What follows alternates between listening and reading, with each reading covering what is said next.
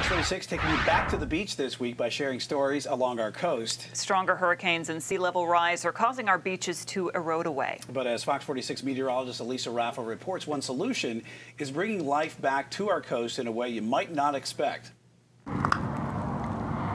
Yeah, I bet we'll see a good wake. Oh, from that boat? Yeah.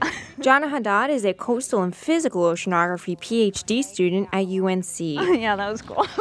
Studying how waves crash along our coast. It might look like nothing out there, but there's actually a lot of energy. It doesn't show up until the waves get into shallower water, and then it kind of bursts up. These waves are kicking up more with stronger hurricanes and higher seas, and you won't believe what's helping ease the pain.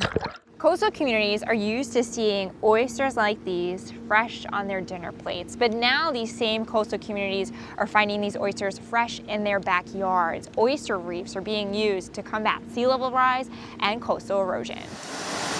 Dr. Carter Smith is a marine conservation scientist at Duke, working with coastal management on building climate-resilient shores. We think we're pretty smart because we've been engineering seawalls for, hundreds, maybe thousands of years.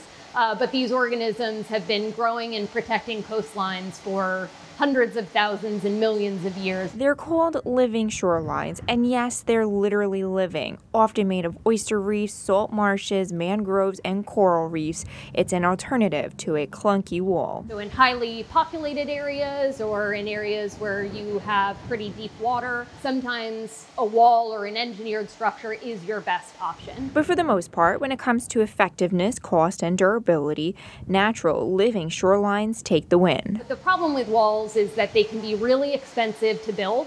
They can be really expensive to maintain.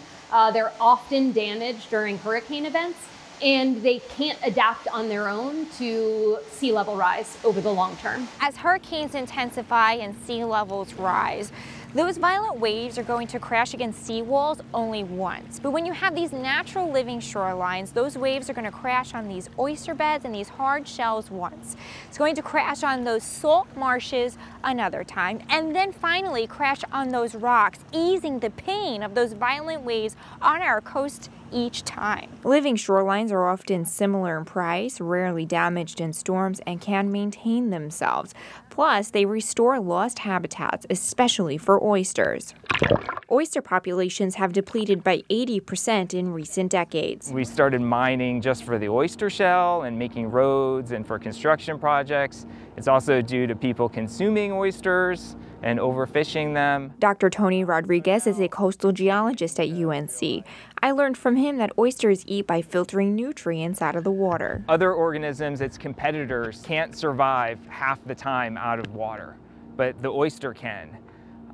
Uniquely, they grow in vertical bunches. They like to be exposed to air about 20 to 40% of the time. But can also spread out to grow side by side. Intertidal oysters can grow really rapidly, so they can keep up with any rate of sea level rise, any of the future predictions they can keep up with. Making them the perfect protector of our coast. Folks are really seeing that they're helping protect coastlines from erosion because of the way that the vegetation is able to reduce that energy and therefore reduce the wave heights that are coming onto people's property. Just a few years ago, it used to take 48 hours to get a permit for a seawall and up to 6 months for a living shoreline. And I think even in the last 5 years or so, it is exponentially getting easier. Fish and wildlife agencies have consolidated and expedited that permit process to be equal to that of seawalls. There are marine contractors now that focus exclusively on building living shorelines and perfecting the living shoreline technique. Now you can call in someone to put in a living shoreline just like you would a landscaper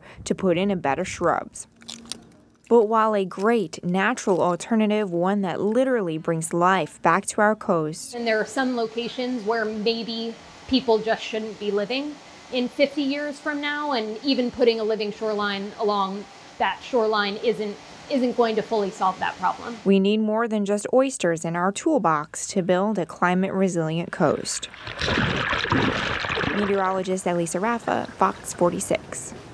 And Elisa hits the road tomorrow morning. Catch her live from Wrightsville Beach starting at 4 as we continue to take you back to the beach.